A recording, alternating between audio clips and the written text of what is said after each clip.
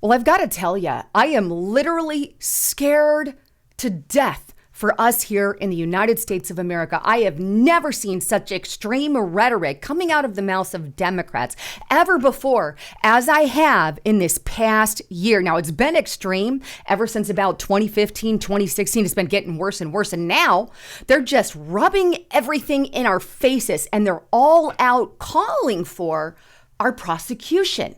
This is the same kind of stuff that we saw before the Jews were round up into the concentration camp in Nazi Germany. The Nazis were labeling them extremists. Same thing we saw in the old Soviet Union when they were labeling their political opposition as those with schizophrenia, as means to put them in jail. Well, now, here in our once free country, because we're absolutely not free anymore, the Democrats are utilizing the FBI as a Stasi and encouraging them to go after conservatives, Republicans, libertarians, and the like. I mean, this is absurd. And what I'm going to show you today is clips from the government hearing on weaponization that just happened on the 18th. And in this hearing, I really want to take apart the meaning behind what I believe these Democrats are hinting at and what they're actually saying. If you listen to what they're saying, they're literally saying it's acceptable. Go ahead, FBI, continue to be political biased. Go ahead and continue to arrest and prosecute those who we disagree with. I mean, I'm honestly afraid. They want us gone. They want us silenced. They want us jailed, want us dead. They don't even want us around. Let's start with the weaponization of government hearing. And let's start with this Democrat, because she says a lot of stuff that I believe you need to be aware of. But this is Representative Plaskett, right? And here's what she has to say to these to these FBI whistleblowers who put their lives and careers on the line to come out and expose the corruption within the FBI. Here's what she's saying to them. And it includes all of us, by the way. She includes these MAGA supporters. But take a listen. And I'm going to break this up into parts. But here's what she says. They give us the bare minimum notice for hearings. No subject indicated. We learn who the hearing witnesses is from British tabloids. That's not normal in the House of Representatives. One must wonder, are Republicans scared of giving us the information so that we can do our own due diligence on these conspiracy theories, these ideas that they want to put forward? Indeed, today's hearing will be more of the same. She says a couple of things there. This isn't normal what we hear about it from tabloids. Yes, it is. Absolutely normal. Democrats do it all the time. Second thing, and she just straight up lies. Second thing there is she calls these IRS whistleblowers, I keep saying IRS, FBI whistleblowers, the conspiracy theorists. And there were other Democrats who were saying, oh, they're not real whistleblowers. They absolutely are. They worked for the FBI or are working for, and they risked everything. That is by definition what a whistleblower is. But she goes on to spread even more here. Here's what she says, but listen closely. Perhaps they're too far gone to realize that, in fact, this hearing is evidence, as if we needed any more, that MAGA Republicans are a threat to the rule of law in America. Okay, I'm going to pause right there because she opens this can of worms, and she says, MAGA Republicans, a good, half of the United States of America, we're talking hundreds of millions of people, at least maybe a third to a half, She's saying these MAGA Republicans are a threat to rule of law. What does that mean? It means you're a threat to this country. What you believe is a threat. You're the scum of the earth. And hey, she's going to expand on that in just a moment, but think of the rhetoric here coming from a leader. You're a threat. And why would we be a threat? Well, simply because of the way that we believe, which is in freedom. That's it. So really, to her, freedom for the people is a threat. But she goes on, right? Just listen here. Less than 2 months ago, former President Trump, facing mounting investigations into his many alleged crimes, declared that, quote, Republicans in Congress should defund the DOJ and the FBI until they can come to their senses. And we all know that when Trump says jump, the Republicans in the House say, How high? So I'm going to pause there and then we're going to go back. She's laying her foundation yet again. Donald Trump, thereby, is the leader of these MAGA Republicans who are a threat to rule of law. That's her point, right? So, in other words, he's enemy number one, and all the people are in the same line, and they're all bad people.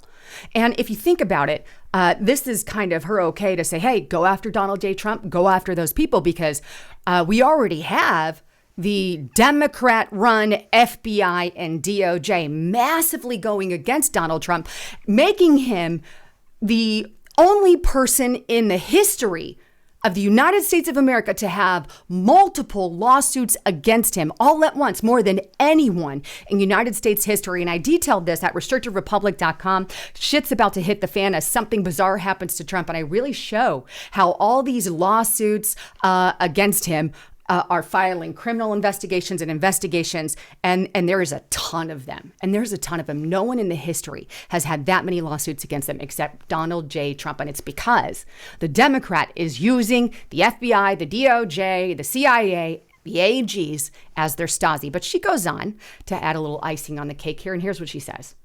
So here we are on Police Week, watching House Republicans jump to lay the foundation to defund law enforcement. My colleagues on the far right are on a mission to attack, discredit, and ultimately dismantle the FBI. This is defund the police on steroids. So she's trying to make a tie here, like the Republicans and conservatives were the cause of defund the police. You see who that movement really belonged to? So she's really tweaking it to try to make everything that they actually pushed that. We did not. We've always been pro-police. But she ties it into the fact that we want to dismantle the FBI and defund the FBI. We absolutely do. There's a difference. The police aren't biased. The FBI is. And the FBI is a federal agency. It's not agencies that protect us here at home, right? These are mainly our local police officers. And I support funding the police. We need to give them funding, right? Not take it away. But she tries to make it as if we were the originators of that somehow, thereby construing and misconstruing the information. And then she furthers it by they want to defund the FBI. Absolutely, we do. We do, because evidence has come out via that hearing that they are politically biased and that they are being used and weaponized by the Democrats. But she goes on, right? As part of their mission, my colleagues have brought in these former agents, men who lost their security clearances because they were a threat to our national security, who, out of malice or ignorance or both, have put partisan agenda above the oath they swore to serve this country and protect its national security. So that's a huge point here. And I really want to focus on this part because it's crucial. What she's talking about there is the FBI agents, the whistleblowers that came forward to expose the corruption that was happening, the political bias and political corruptions, things that they were doing illegally at the FBI. They came forward and said, hey, we swore an oath to the Constitution, not the FBI, and this needs to be exposed and it needs to be stopped because there's some bad crap happening. Well, by law, these whistleblowers are supposed to be protected by our United States government, but they're not. Instead, there was retaliation efforts by the FBI to all of these FBI agents who came out and disclosed, and they took their security clearances as a result of these FBI agents coming out in the open. They took it from them. And this woman, this freaking representative is out there saying, well, because they had their security revoked, which is completely illegal, by the way, they're supposed to be protected under whistleblower laws, but I digress. They had their security revoked. And she said, because they had their security revoked, they're unreliable because they're a national security threat. Wait, she's saying these FBI agents deserved their security clearances taken away because they're a national security threat. That's what she's saying. How are they a national security threat? Oh, she's guessing that they're Trump supporters, part of that MAGA threat to the rule of law. Thereby, these whistleblowers, these FBI whistleblowers, have never committed any violence. They don't have a history of violence. In fact, they've got pretty good track records in the FBI awards in the whole 9 yards. And they served our country. Some of them also served our country in the military. But these FBI people, somehow she says, are a threat to rule of law, and they deserved what they got because they had their security stuff, and they're a national security threat somehow, a threat to our national security. So what made them a threat? These people, these FBI agents, have already said that they are against any violence. They don't support violence. They also said very clearly in that hearing that they don't support the violence in January 6th. They're against it. Those people, got in trouble for it, right? They don't support it. And yet here she is saying they're a national security threat. And because they had their security clearances revoked by the FBI, because they blew the whistle, somehow that's acceptable. Right? This is just the crap that I'm talking about. But here, she goes on a little bit more and she talks about this. Take a listen here. My Republican colleagues would like me and others to believe that they've suddenly found religion when it comes to misconduct in law enforcement. Give me a break. When the FBI is rifling through personal correspondence of people of color, when law enforcement tries to push policies to limit the freedom of people practicing a different religion, or unjustly pursuing people in cars who look like Philando Castile or my children, or who are just going about their business, or breaking down the doors of people's homes like Breonna Taylor, do you think my Republican colleagues care about that? They don't bat an eye. But when the FBI investigates conservative Christian white men who are actually threatening violence, suddenly my Republican colleagues are rushing to defund the police. And there's a lot said in that, and I got to pause. But she says she somehow is trying to put the two together, the FBI and the police, whatever. It's just not a case. The problem, what she's doing here, is she's saying, oh, they're not doing anything when it comes to defund the police, and the police are doing this. The statistics aren't showing what she is saying regarding the police. They're just not there. I'm sure there are some rogue police officers doing some crap stuff and some racist stuff. We need to weed through that and get that out, of course. Nobody wants that. But at the same time, she's literally saying if they're Christian white males, well, it's okay. This is all right.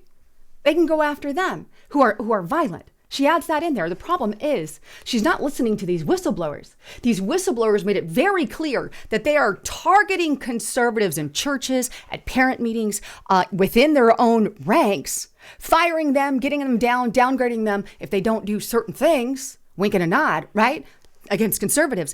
None of the people that these whistleblowers have exposed, like some of the stuff that went on at J6, they exposed the fact that people who were not violent, didn't even go inside the Capitol, were prosecuted to the hilt, and they were told to go after them. These were not violent white Christian males. These were non-violent people who did nothing wrong. This isn't about any violent people. So she automatically inflates the fact that MAGA Republicans are a national security threat, a threat to law, and she deflates us as all violent. None of that, which the whistleblowers are exposing, has anything to do with violent people. It has to do with average, everyday Americans and how the FBI has crossed the line. You see how she twisted it to her advantage, but she goes on just a little bit. This select committee, the reason we're here today is because Chairman Jordan wants to make America Trump again. My Republican colleagues aren't here representing their constituents, not my constituents. They're representing Donald Trump. They're acting as his defense attorney, his campaign operative, and everything in between. This committee, this select committee, is a clearinghouse for testing conspiracy theories for Donald Trump to use in his 2024 presidential campaign. What's clear from these hearings is that Donald Trump knows just as well as I do that the danger to him and his MAGA movement is the rule of law. I'm just going to pause it right there. She is out.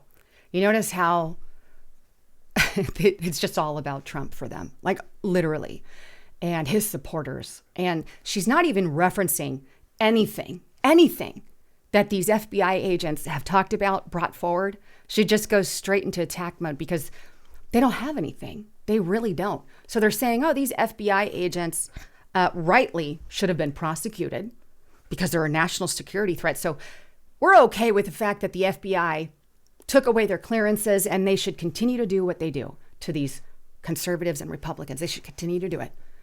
And that's why she goes on the Trump tirade, right? Then there's also this little clip from another Democrat, and I want you to listen to it. Thank you. Mr. Allen, have you ever used Twitter, yes or no? I have utilized Twitter, yes. Okay, and is your account at Marcus A970-50645? That is absolutely not my account. Okay, that's not your account. Well, on December 5th, 2022, an account under the name Marcus Allen retweeted a tweet that said, That quote, is not my account, ma'am. You haven't let me finish the question, sir. Might have been the football player. You haven't let me finish the question. And the time is mine. On December 5th, 2022, an account under the name of Marcus Allen retweeted a tweet that said, quote, Nancy Pelosi staged January 6th, retweet if you agree, end quote. Do you agree with that statement? Yes or no? That is, I don't, no, ma'am. That's not my account at all. I'm asking whether you agree with that statement, yes or no? Can you please rephrase the statement? Yeah. Do you think I'm the that gentlelady Nancy has Pelosi expired. staged January 6th? I just want him to answer He'll answer. this He'll last answer. question. Yeah, he'll answer. I'm just telling you your time's up.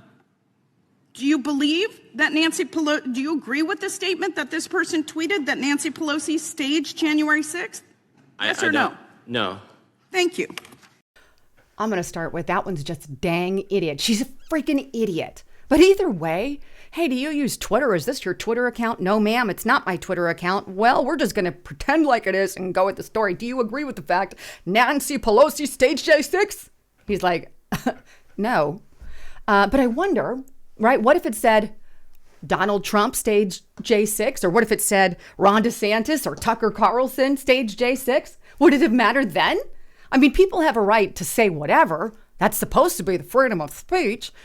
But hey, what if that said Trump's name or Tucker Carlson's name? Would she have responded different? Is it okay to not say that about Nancy Pelosi, but it's okay if somebody said it of Tucker Carlson or Trump? It's the stupidest statement I have ever heard. But these are the kinds of justifications that these Democrats are using. And they're getting more and more extreme and more violent. And they're getting more and more acceptance of these attacks on conservatives and Christians. In fact, there was a big spat between Marjorie Taylor Greene and Jamal Bowen. Take a look. Hold accountable, Congressman. Whoa. Sorry. Nick, you know. Now let's talk about the truth. Now let's talk about the truth. Get out of here. Get out of here. Get out of here. Expel him. We gotta save the party. The party's hanging by a thread. We gotta get rid of Biden. The party's hanging by a thread. You gotta save the party. Listen. Get out of here, Marjorie. Get out of here. Get out of here. I mean, what? And right up on her car, too. I mean, it's like he's getting a lot more aggressive. He pushed Thomas Massey. In fact, this is what Marjorie Taylor Greene said about the event. But I will tell you what's on video is Jamal Bowman shouting at the top of his lungs, cursing, calling me a calling me a white supremacist, which I take great offense to. That is like calling a person of color the N-word, which should never happen. Calling me a white supremacist is equal to that, and that is wrong. Jamal Bowman was down there cursing at me, telling me to get the F out of there, and he was leading the mob right outside the vehicle I was sitting in. We have this all on video. And then on the Capitol steps yesterday, he was the one that approached me. Even CNN reported that. Yelling, shouting, raising his voice. He has aggressive, his physical mannerisms are aggressive. And he just recently shoved Thomas Massey just outside the House chamber. I think there's a lot of concern about Jamal Bowman. So, and I am concerned about it. I feel threatened by him. It's getting hostile up in Congress. It's getting hostile up in the United States of America with this kind of rhetoric. Again, I mean when I say that I'm afraid for the United States of America if we don't fix this problem at the very core that we have going on with this political bias within the DOJ and the FBI, because the Democrats are using them as their Stasi. And I said that in yesterday's account, but I don't see things getting better until we get the right person in charge at the White House. In fact, you want to know what the most chilling part was of that weaponized government hearing? It was when the FBI whistleblower said this. Take a listen. All of the hardships you've gone through. If one of your really good friends, your former colleagues, came to you and said, I have this thing that is being covered up, and I think the American people need to know about it, what advice would you give them? I would tell them first to pray about it, long and hard. And I would tell them I could take it to Congress for them, or I could put them in touch with Congress, but I would advise them not to do it. So you would legitimately try to protect one of your colleagues from doing what you have done? Absolutely. And how do you think that solves being able to shine light on corruption, weaponization, any kind of misconduct that exists with the American people? It doesn't solve it. But the FBI will crush you. This government will crush you and your family if you try to expose the truth about things that they are doing that are wrong. And we are all examples of that. I can't think of a more sobering way to end a hearing. I yield back. That says it all. Here we have FBI whistleblowers coming forward, and now they are literally scared for their lives, scared for the lives of their family, and now they're so scared to be a whistleblower because of what the Democrats have done to them that this whistleblower is saying, I would tell future whistleblowers not to come out. It's not worth it. They dump everything. They make you homeless. They kick you to the can. They've ruined everything because I came and tried to do the right thing. So he literally discourages more of them from coming out because the Democrats and the DOJ and the FBI will turn your life into a living hell. I thought whistleblowers were supposed to have protection, but the Democrats in that meeting are trying to pretend like they're not whistleblowers, so we don't need to protect them. My ass. I can guarantee you what happens as a result of these hearings that they're having. I have no idea. I don't have much faith right now. I'll be honest. They can have all the meetings that they want, but they're all talk and no blow until something is done about it. And these Democrats are fine with it. Completely fine. Oh yeah, it's fine that this whistleblower is fine. We don't care. After this, I don't think there will be any more whistleblowers coming out from the FBI or the DOJ or any of these corrupt agencies. They'll make sure of it. Just like they did with this whistleblower. He's afraid. He's afraid because there was massive retaliation against him and his family and all of those members. And no one stopped it. No one did anything. There was no repercussions. What can Congress do if they can't even get a single Democrat vote? I think about it. What do we do? We have to get somebody who can fire them, but they have to be defunded. And until we get some Democrats on our side, which they seem pretty happy about this and which makes me terrified, unfortunately, I don't see much coming of this. I hope to God we do, because we are screwed as a country if we don't. I know I went on. Didn't mean to go on with you guys today, but anyhow, please get to restrictedrepublic.com. I can't stress that enough. I'm putting out, this graphic video here. You guys are going to want to see that. It's a big report that I put out. Right now, if you use the coupon code Forever60, you can get it for $60 a year. One-time payment, $60. That accounts to about $5 per month. Use that, and you can get in there, check out the videos we have. And by the way, we're going to be doing a live stream on Thursday, the 25th. You can ask us questions. We have chat rooms and all of that. So it's kind of a good way to just really bond with you guys and know that you're not alone in this world, that at least us conservatives can stick together, and that is what Restricted Republic is all about. So get there. Anyhow, I love all of you. Thanks for tuning in. I'm Lisa Haven, signing out.